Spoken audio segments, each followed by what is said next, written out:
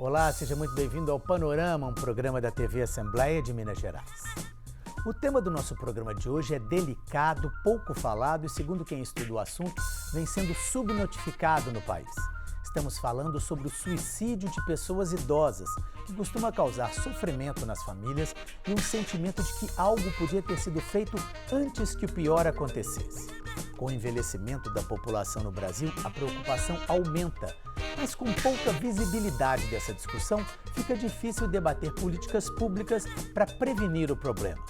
O suicídio entre os idosos é o tema do Panorama, que começa agora.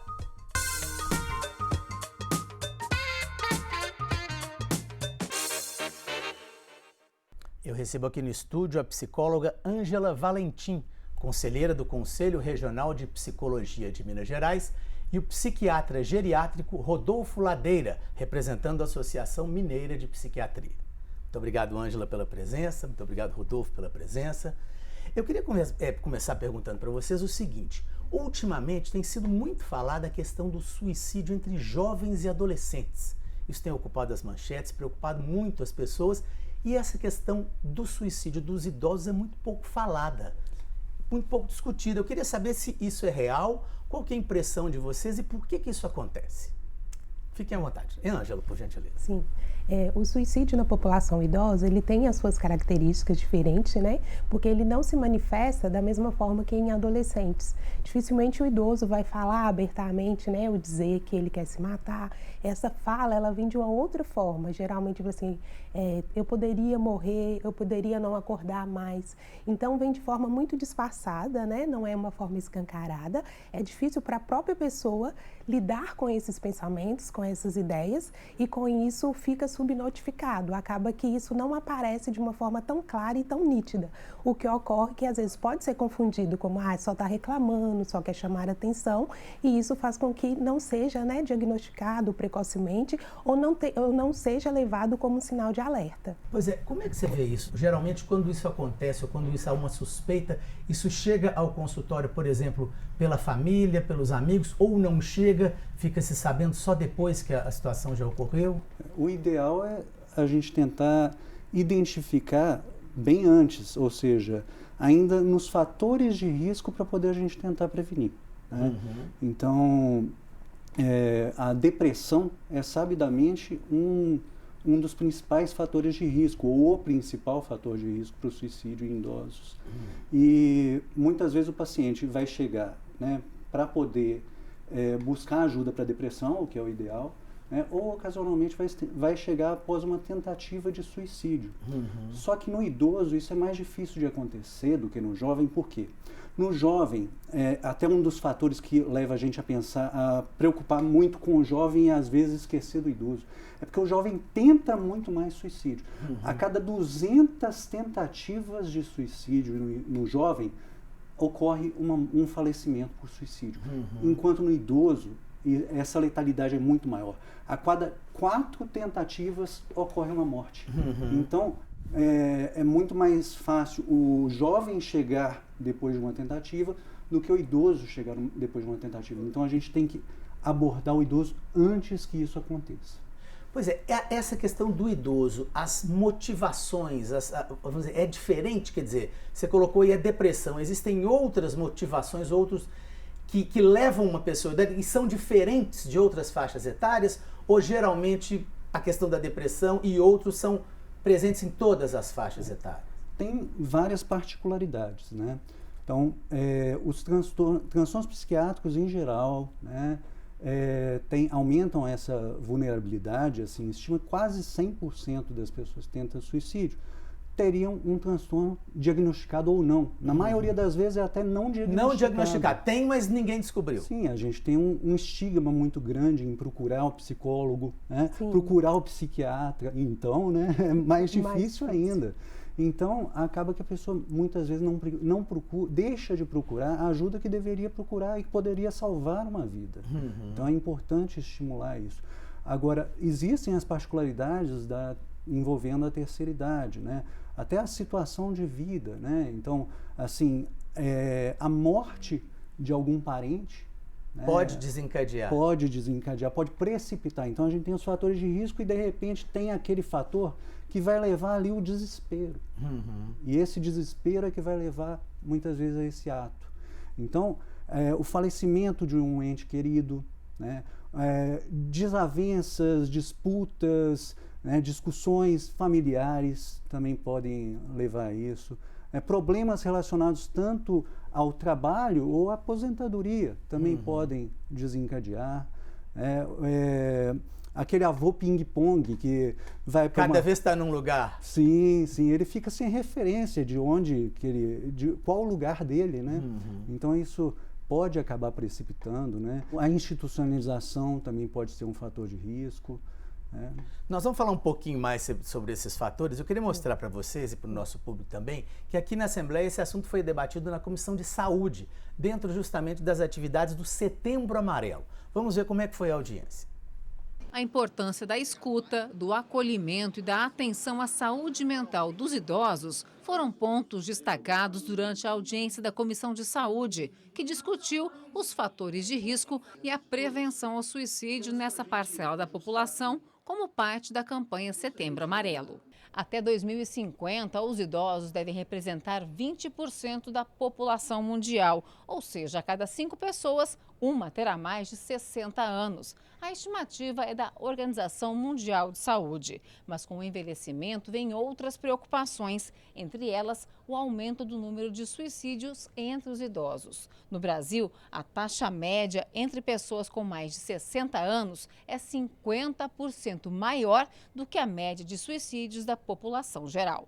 A representante da Associação Mineira de Psiquiatria falou sobre o preconceito com o tema e a subnotificação dos casos. A médica destacou a relação entre o número de tentativas e o de suicídios consumados. Entre os homens idosos, a relação é de 4 tentativas para cada suicídio. Já entre as mulheres, a cada 20, uma termina em óbito. Para ela, é preciso desmistificar a falsa ideia de que a tentativa é apenas uma forma de chamar a atenção. Há momentos em que essas situações podem ser abordadas e abortadas, né? A gente pode prevenir o suicídio, né? O suicídio é um desfecho prevenível. É complexo, né? Por ser um fenômeno complexo, nós temos um fenômeno aí social, econômico, psicológico e biológico, mas que pode ser prevenido. Ângela, quais os sinais de alerta que as pessoas, os cuidadores, os familiares devem ficar atentos para evitar uma possível tentativa e ainda mais uma consumação de um fato como esse?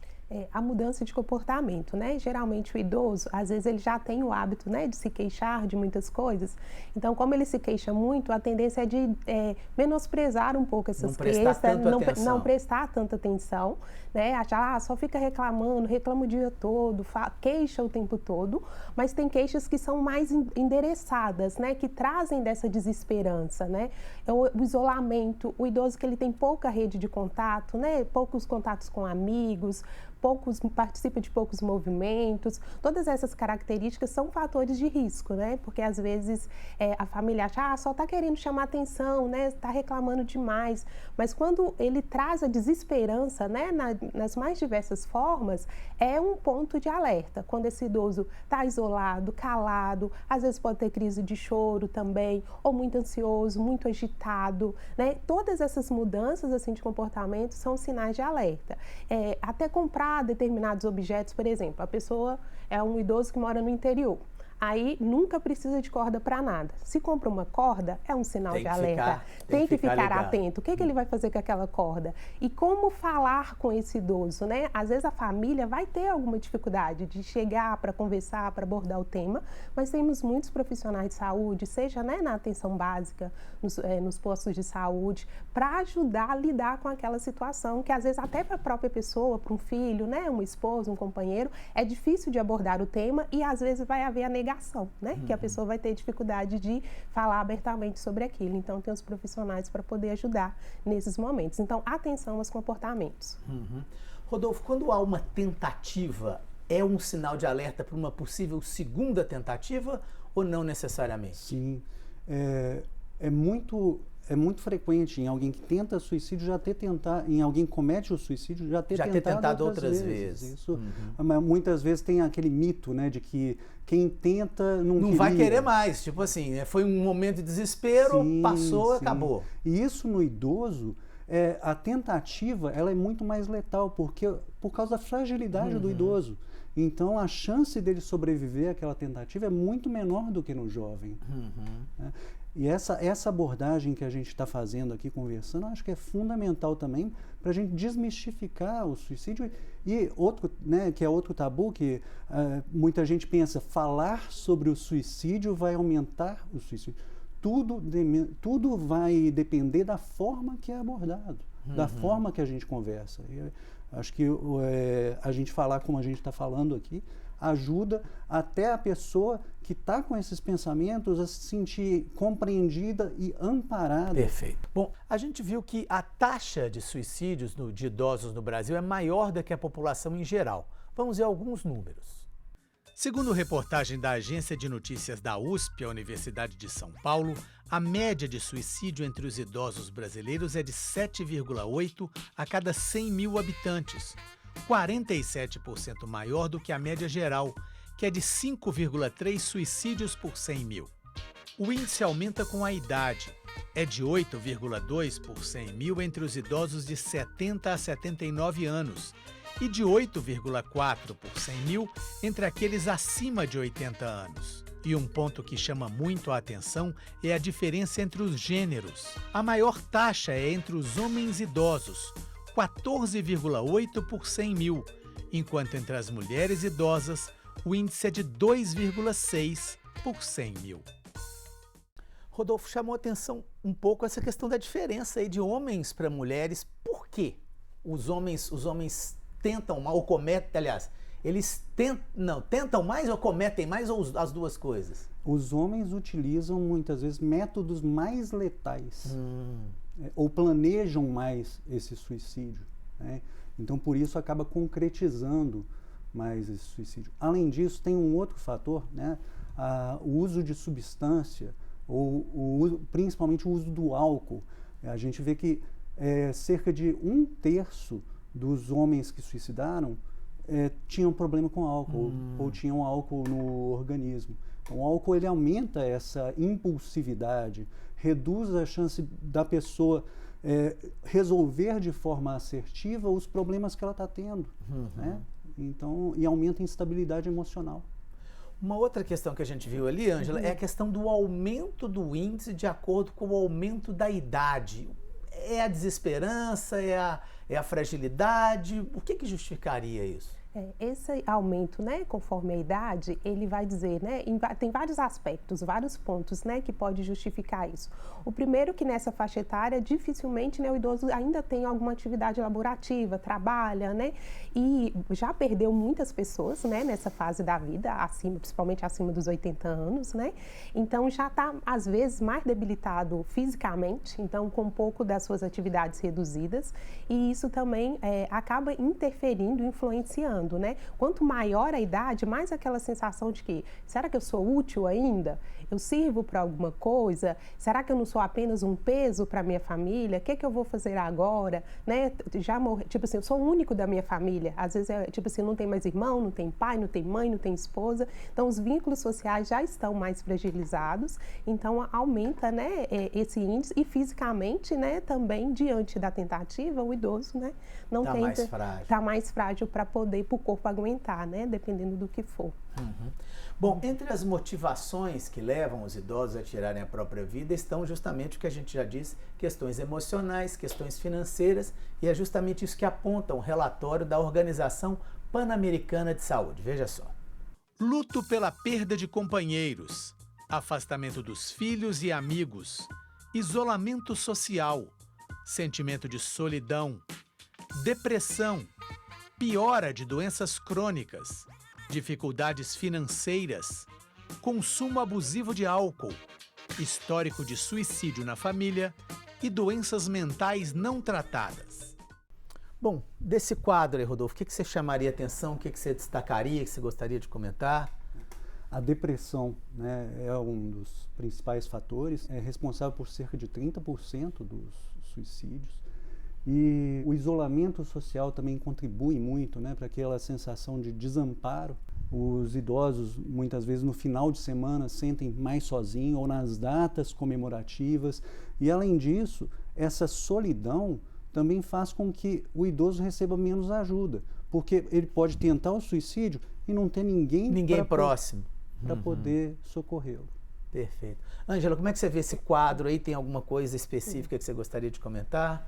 Certo. A piora também das doenças crônicas, né, que às vezes vem acometido de outras doenças, então aí que o idoso, diante de diagnósticos, né, de doenças graves, o idoso acaba por sentir, mas não tem mais esperança, né, não tem mais o que fazer, eu já não tenho saúde, o afastamento de filhos e amigos, né, porque somos seres sociais, então é muito importante esse convívio social do idoso, que é um fator realmente de risco para esse suicídio, né? Uma vez que a pessoa se sente desamparada, né? E não tem, sente que não tem com quem contar, eu não tenho com quem falar, eu não tenho para quem dizer. E como são pensamentos, né, intrusivos, né? E se você morrer? E se você não estiver mais aqui? Se apresenta a morte como uma solução. E para o idoso é difícil lidar com esses pensamentos, reprimir esses pensamentos, dizer desses pensamentos, né? Tipo assim, por que eu estou pensando isso? Por que isso está passando pela minha cabeça? Eu sei que isso não é certo. Então, às vezes, uma vergonha também de expressar essa dor, de tipo assim, eu vou encher o saco, né? Eu vou estar falando de novo, não tem jeito para isso. Então, são fatores realmente que são preocupantes e que com esse amparo social a gente consegue prevenir. O idoso costuma ou é possível buscar ajuda psicológica, por exemplo, uma terapia para idoso? Isso é possível? Sim. E é comum? É possível, nem sempre é tão comum. Às vezes é o filho, alguém da família, né, que presta atenção, que vê que a pessoa está mais fragilizada emocionalmente e busca. Mas o idoso ele pode procurar tanto nos serviços de saúde, né, um PSF, um agente de saúde, o próprio médico clínico, né, que é o médico da família, para encaminhar, seja para o psiquiatra, seja para o psicólogo, seja para os grupos que ocorrem, né, nesses serviços de saúde. Tem também, o idoso pode participar de grupos de convivência, serviços de convivência nos CRAS, né, que é o Centro de Referência e Assistência Social, que pode estar dando esse apoio e encaminhamento para o idoso para qual serviço, né, for mais adequado, mais perto. Mas, de modo geral, a maioria das unidades de saúde tem um psicólogo ou um ambulatório que oferece esse psicólogo. E, às vezes, as famílias, né, que têm condição, fazem contato, né, com o psiquiatra, com o psicólogo e podem estar arcando com esse tratamento. E é muito importante, idosos enlutados, né, que aumenta também a depressão, é fator de risco e é importante que a família busque ajuda, né, se o idoso já tem um período maior, tipo assim, 6 meses após o falecimento e ainda apresenta, né, tristeza, isolamento, choro, né, tudo isso é importante que a família esteja atenta para buscar essa ajuda. Mas tem os casos também da resistência. Que o idoso não quer? Não quer buscar. Não quero tomar remédio, eu já tomo remédio demais, não quero mais remédio, eu não vou conversar com uma pessoa que eu não conheço para falar da minha vida, eu não tenho o que dizer. Então, assim, quando o idoso é resistente, aí é mais importante que a família busque os profissionais de saúde, que vai saber manejar com esse idoso ou até sugerir atividades que não é diretamente a terapia, mas que tem um efeito terapêutico para que esse idoso, até que ele se flexibilize para estar diretamente no tratamento psicológico, psiquiátrico. Perfeito. Bom, diversas medidas têm sido apontadas como formas de prevenção para se evitar que os idosos atentem contra a própria vida. Vamos ver algumas delas. Tratamento adequado para os transtornos mentais, manutenção da autoestima elevada, suporte dos amigos e boa estrutura familiar, aposentadoria e renda estável, envolvimento em atividades religiosas, contato social ou animais em casa, participação em atividades que tornem a rotina mais leve e aprendizado de algo novo, como dança ou um novo idioma. Rodolfo, dessa lista aí, o que a gente pode destacar e comentar? O tratamento adequado dos transtornos mentais, porque a depressão é o principal fator de risco. Acho que vários desses pontos remetem também a um propósito de vida, que é importante o idoso manter um propósito. E muitas vezes, com a mudança da idade, com a mudança da situação de vida, aquele propósito que tinha anteriormente foi embora e a pessoa tem que ressignificar. E aí a terapia, né, a busca do psicólogo também é muito importante para poder trazer um novo significado, um novo propósito para poder a pessoa, né, dar esse brilho na vida. Né? Ângela. Eu vou ficar com o Rodolfo também do tratamento adequado, né, dos transtornos mentais. Eu acho que isso é essencial. Esse diagnóstico, esse olhar, né, dos profissionais e também da família, daquilo que já está fugindo do controle, né? Porque às vezes fica naturalizado as queixas e é importante que esteja muito atento a essas queixas dos idosos e essas mudanças de comportamento, né? Às vezes o idoso tem o receio de tomar medicação, mas em muitos casos é necessário.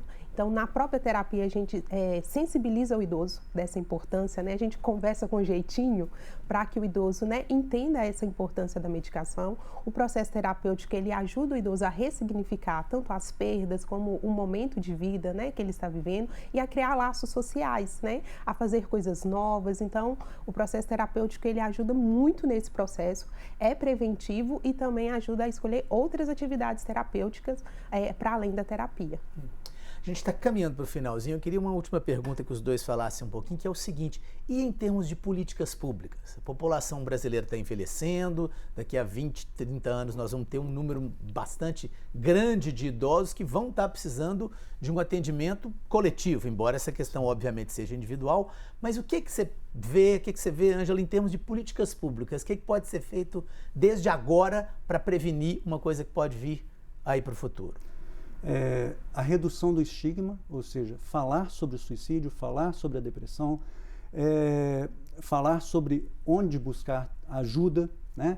E há várias pesquisas apontam que você fazer a triagem para a depressão com simples perguntas sobre triste para baixo, deprimido ou sem esperança, ou se está com a perda de prazer, ou a perda da vontade, ou perda da energia, né? São perguntas simples que podem ser feitas para poder rastrear uma possível depressão e buscar, né, o profissional adequado para poder identificar e abordar da forma adequada. Ângela.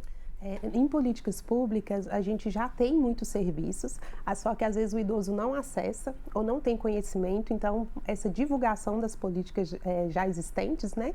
Como, por exemplo, o Centro de Referência à Pessoa Idosa, que vai estar trabalhando diversas atividades, né, para a pessoa idosa. Já tem muitos serviços específicos, né? As próprias unidades de saúde oferecem grupos, né? Nos municípios que isso ainda não ocorre, para que, né, os seus gestores possam implementar essas políticas já existentes, mas que às vezes estão em falta, ou falta o profissional, ou psiquiatra, ou psicólogo, né? Ou educador físico, que também ajuda muito para que a pessoa idosa possa praticar exercícios físicos, né? Então, em termos de política, há muito que se fazer, já foi feito muita coisa, mas é muito importante que ocorra de fato. O que está no papel, que seja cada vez mais implementado, porque um dos serviços de convivência, principalmente na assistência social, é a prevenção e isolamento, onde os idosos se reúnem 1 ou 2 vezes na semana e fazem contato com pessoas da mesma faixa etária e podem fazer trocas, às vezes fazem passeios fora do município, né? Tem várias atividades que o idoso pode estar inserido para estar reduzindo esse isolamento social, para estar reduzindo, né, esses próprios sintomas, né, depressivos. Então, há muito o que se fazer em termos de políticas públicas. Ângela, muito obrigado pela entrevista. Rodolfo, muito obrigado pela entrevista. O Panorama de hoje termina aqui. Se você quiser rever essa nossa conversa, basta ir ao portal da Assembleia ou ao YouTube. E os principais trechos vão estar no nosso podcast. Muito obrigado pela sua audiência e até o nosso próximo programa.